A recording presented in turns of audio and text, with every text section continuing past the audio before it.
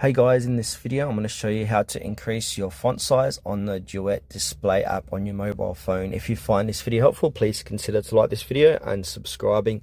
In saying that, let's just jump straight into the video. So if I go ahead and I open up a Duet Display, you can see my font size is currently set to this.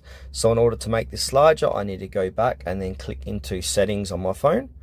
From settings, I need to navigate lower and click into display. Once we're inside display, once again navigate lower and find font size and style, then click into that. And now at the bottom of the page of font size and style, you'll notice there's a slider. So if I move this slider to the right, it's going to increase the font size. Likewise, if I move this slider to the left, it's going to decrease the font size. So have a play around of what font size you want to use, and you've got an example right above. So if you want to use that size, just leave it at that, and then from here go back to the Duet Display and you can see that's been the font size has been increased to what you just set it to.